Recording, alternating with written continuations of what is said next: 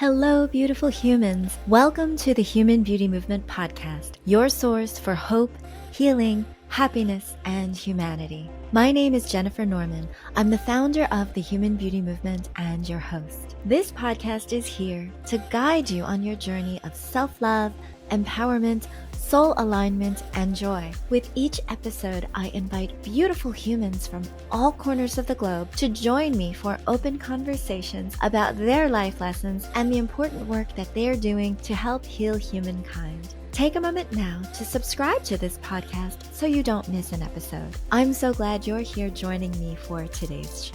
Now, as I embarked upon my own spiritual journey of inner healing, I came across a whole conscious community of individuals who opened my eyes to new perspectives on life and different ways to address human pain and suffering. Mindfulness practices such as meditation, breathing exercise, leaning into the law of attraction, and galvanizing positive beliefs to manifest desired outcomes were some of the tools that I learned and that I share because they're proven to work.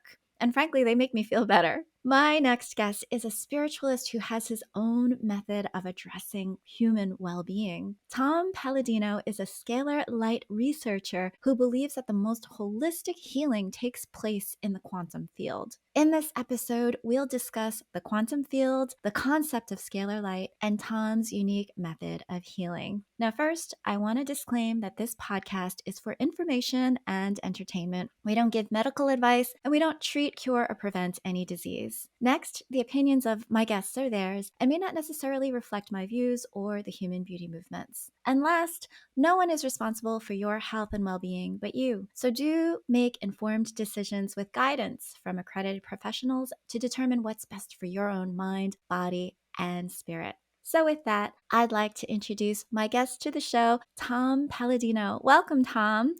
Thank you so much. It's my honor. Pleasure to be here. Thank Oh, I'm so glad that you're here and I'm glad that you're well. It looks you. like you're in an amazing lab there with lots of gizmos in the back for those who are on audio only. Maybe, Tom, you can describe your setup. I'm in my scalar light lab, as you mentioned, and we're going to speak about how scalar light, through engineered instruments, can improve quantum health. To be clear, we're not going to speak about physical health. We're going to speak about energetic health. There's a significant difference. Yeah, so why don't we start by grounding our conversation in a definition of the quantum field, which is kind of an oxymoron to say grounding in the quantum field because it's completely opposite of each other. But tell our listeners, please, what you know about the quantum field and quantum energy. Everybody's an expert with quantum energy. It's spirit, it's soul, it's non-physical thought, it's non-physical emotion.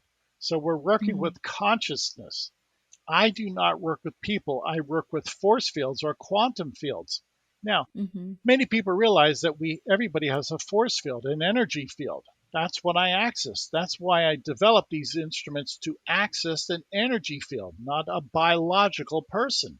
And I have great success because I am working with light. Light is fundamental. I don't work at the lower level of chemical. I work at the highest level of intelligence or light, which is quantum. And because I work at that higher level, the highest level, I have great results. I'm in the driver's seat, if you will, of quantum health.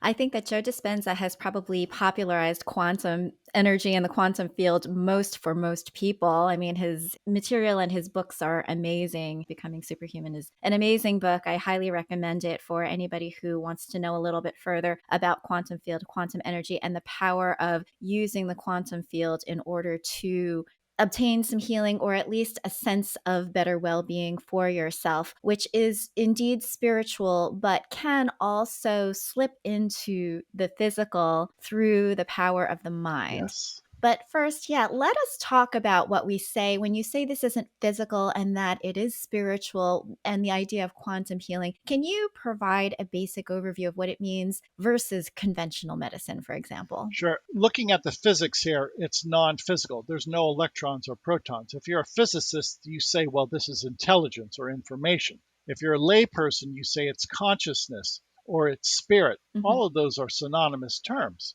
So what am I getting at? We don't work with the physical body, or as Dr. Joe Dispenza would say, we work with the quantum field or the informational field. Now, what the key to that is, we're not working again at a chemical level. We're working at the level of consciousness which dictates nature. That's why the quantum field is so important. It is energy. Energy's fundamental. What we do in the quantum field eventually will trickle down, so to speak, in the biological field, in the biological plane. Now, some people will say, okay, well, if you're human, then you are conscious, and there is this level of consciousness, there's subconsciousness, there's a whole realm that we're not even aware of. But when we talk about spirit, it's a little bit different than religion. I'm going to kind of keep religion out of this portion because there are definitely certain religious beliefs. But when we're talking about spirit, we're essentially talking about the non-physical, that Yes. the element that you can't see, hear, smell, taste, touch. Yeah. But it's essentially your presence, shall I say, and it's definitely at a different plane than the 3D world that we exist in. Yes. Now, some people might be questioning, well, then, like if I have a thought, is a thought in the quantum realm? Yes, that's brilliant. Why? A thought is non physical. A thought Mm-hmm. transcends time and space. I've Mm-hmm. discovered with these instruments, with these scalar light instruments, they operate like a thought, similar to a thought. Why? It is intelligence, it is thought. So we're working at the realm of thought. Anytime I work with this instrument, I can make an immediate connection with anything in the world, even if it's a distant star.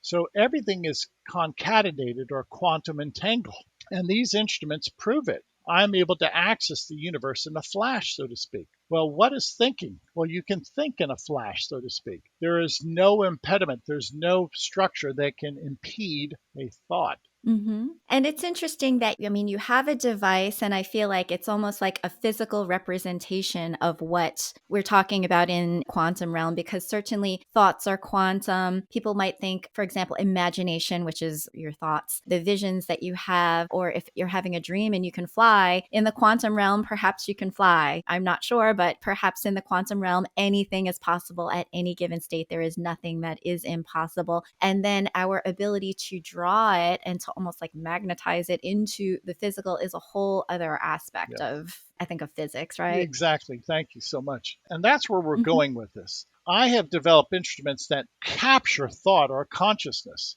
And the instrument, it really, if you will, it's a miniature star. So, what am I getting at? Many people, many philosophers say if you look to the stars, that's where we not only receive our light, but consciousness. And that's true because there has to be a source for this consciousness. I say it's the stars. The sun and the stars are the source of consciousness, which gives new meaning to the micro and macro universe. We are receiving information from the stars. This gives a great deal of credence to people who've looked at the stars and said, we can tell our future in the stars. You can, if you can interpret the stars.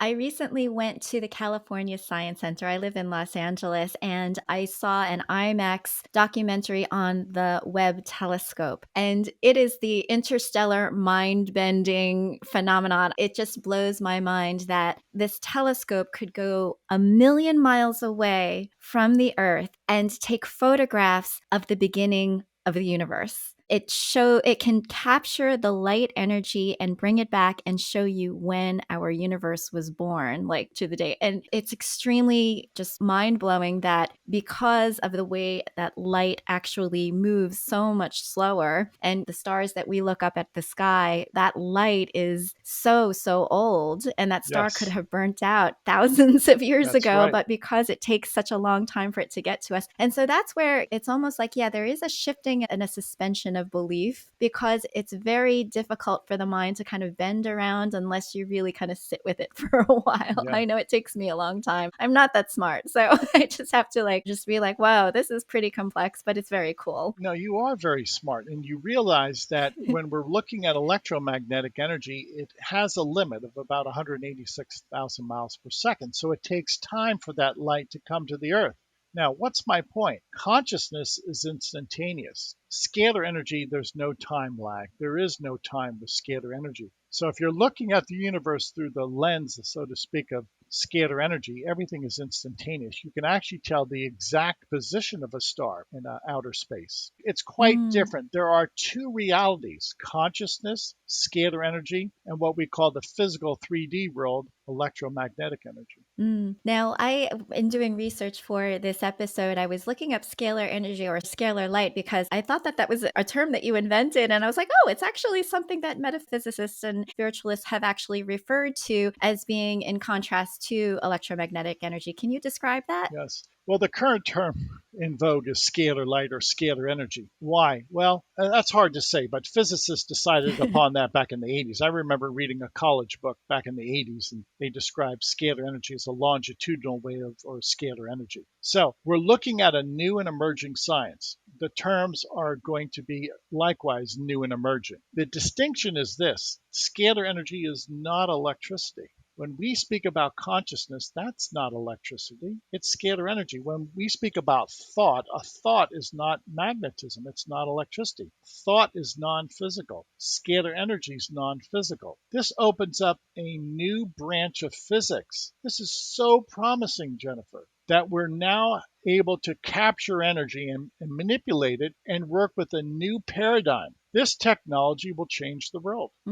I think that if people are open to it, and because it does take an open mind to really think about it, because I think to a lot of people who look for physical, they look for the hard data. And certainly that's how the physical world measures things. It's like, okay, see, energy can neither be created nor destroyed, and everything can be quantified. And if we don't see a quantifiable result, then is it meaningful? And so Right. there are certainly ways that we limit ourselves, right? We Yes. limit You're ourselves right. in how we are evaluating certain things. There are ways that we have presently evolved to measure performance, to measure success or failure, to take a look at what works and doesn't work. And because the idea of spirituality is something that I think that the world is almost more ready to receive now, because we've been through a lot of trauma. There's been a lot of issues with our physical world, and we're looking to purpose, we're looking for meaning, we're looking for ways that we can rise out of the physical in order to be able to make sense of suffering and pain, how to resolve it, and look for new avenues, Right. new innovation, new methods of being able to support and sustain ourselves on this beautiful planet that we have. Thank you. Bravo to that. This offers solutions. Scalar energy will replace the electromagnetic grid. Scalar energy is free energy. There's no carbon footprint. It's safe. Anybody can utilize it. So this is going to level the playing field. This will change the economic order. It will change the social order. It's very clear. This technology will parallel that of the computer industry. If it had its way. I Yes, think you're right. there's a lot of forces, there's a lot of energy inhibiting the idea of free energy. And we don't need to go into that on this particular podcast. I'm sure there's other more suitable podcasts for that story. But in the realm of healing and in the realm of wishing humanity well, I'd love for you to talk a little bit about your background and what brought you to what you're doing today. It always boils down to how to help mankind. What's the point of technology? The point of this technology is to help people. That's what I want to do. So I started at a young age. I was reading about Nikola Tesla. I saw his inventions, how they could abet mankind, humanity, and I said to myself, I have to follow this up. This technology is so versatile. It can touch so many lives. It's cost efficient, pennies on the dollar. It could change our status as a society. Why not do this? Well, I followed that up. I made a career out of scalar light research. I'm happy I've done so. Right now, I'm at the cusp of presenting my work, and I would say my work, if it inculcated, if you will, embraced, will change the course of history. Scalar energy will answer so many problems. Scalar energy will solve our problems. So I am going to be the voice of a skeptic for a moment, because I think that's wonderful that you're able to take any kind of question, because that's how we learn. Sure. That's how we are able to evolve and grow our own knowledge and really kind of come to what we would consider a rationale for why we would believe something. So Tesla coils unto themselves are electromagnetic. They require a power source in order to actually use them. They're really interesting, and it's the concept and the idea that you can have like wireless energy and that we wouldn't need to use the grid. And so I think that that concept and that theory still is something that we're striving for. However, right now it's still electromagnetic. So how do you say that your invention is scalar when scalar is life force? According to what you you and others in the metaphysical realm talk about scalar energy, it's really like the thing that animates. Like it's the difference between an animate and an inanimate object. Yes. And so if you're using scalar energy, then you have to be alive, or something has to be alive. And what I see behind you is a lot of mechanical equipment. Yeah. So can you help a skeptic understand why you would call that scalar? Okay. All right. This instrument, if you will, on the same parallel as my mind. If my mind can control a thought, non-physical thought, which is scalar energy, this instrument can control a thought. That's what this instrument is. It's a miniature So star. it's essentially like an extension of you. Yes, it is. Yes, it is. Okay. Now, we Got have it. electrical instruments that control an electrical current. That's great. This is a scalar energy that controls scalar energy. The energy that's emanating from this instrument is so strong it can illuminate a light bulb.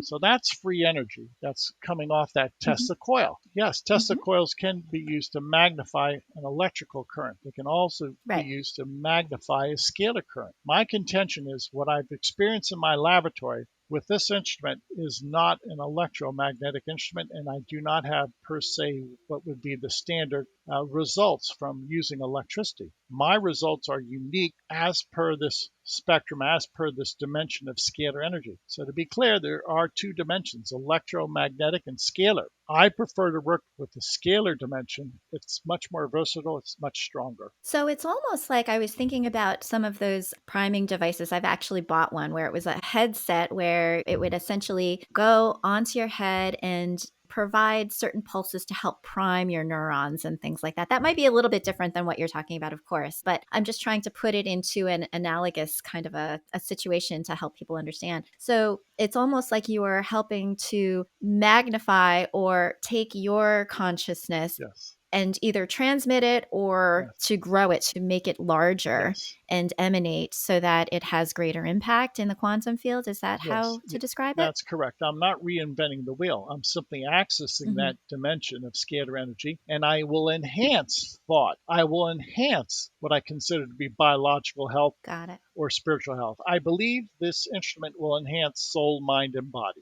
Oh, that's beautiful. Yeah. That is beautiful. And so a lot of people may ask, okay, well, I know that when like somebody has a loss, I unfortunately just lost my beloved pet this past Sunday, and everybody's like, I'm going to pray for you. I feel so bad. And so you feel that emotion, you feel people's prayers as in terms of comfort. So what would be the difference between prayer or meditation and doing it in mass or doing it with great fervor and focus versus using a device in order to be able to transmit that offering, if you will? That's another brilliant thought. It's identical. It's identical. This is a prayer Okay. instrument. Yes. Yeah. Thank you. I am broadcasting thought or meditation or consciousness or prayer. Now, those in your audience who have an appreciation of meditation and prayer, what's the point? That actually does have a cause and effect relationship. And prayer meditation is non-physical and it transcends time and space.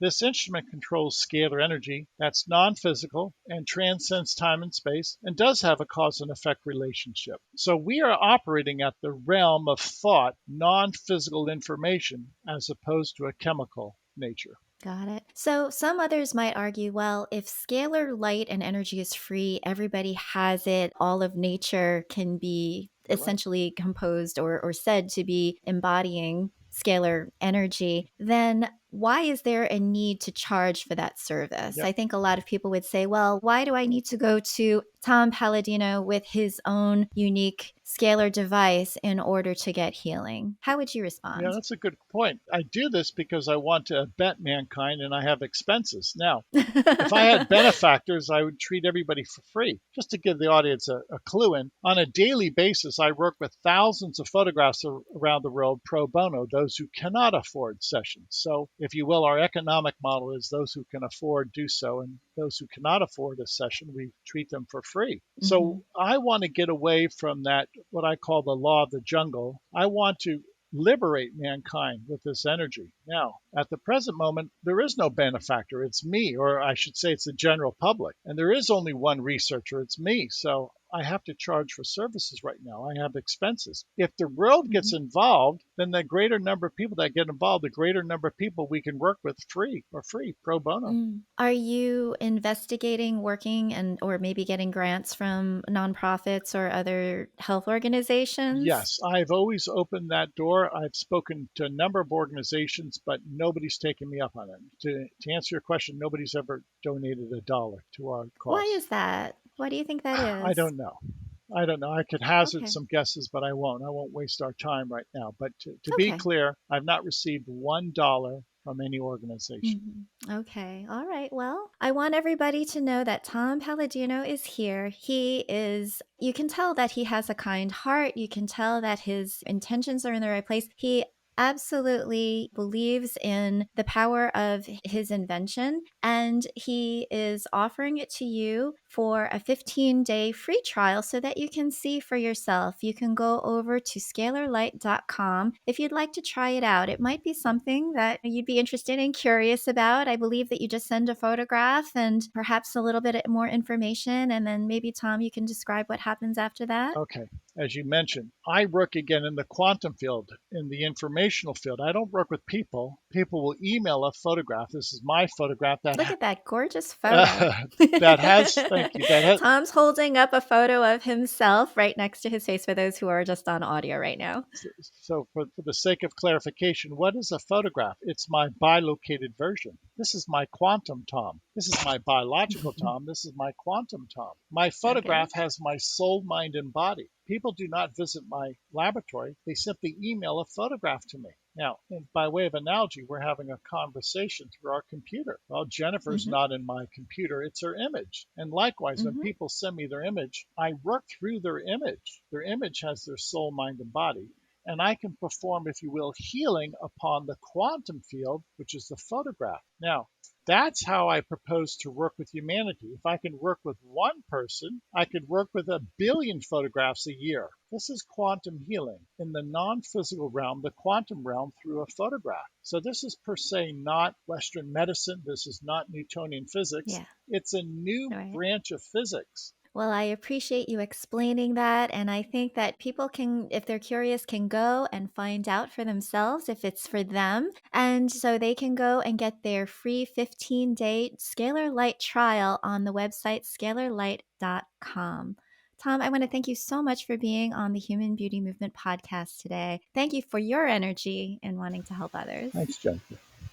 Thank you for listening to the Human Beauty Movement podcast. Be sure to follow, rate, and review us wherever you stream podcasts. The Human Beauty Movement is a community-based platform that cultivates the beauty of humankind. Check out our workshops, find us on social media, and share our inspiration with all the beautiful humans in your life. Learn more at thehumanbeautymovement.com. Thank you so much for being a beautiful human.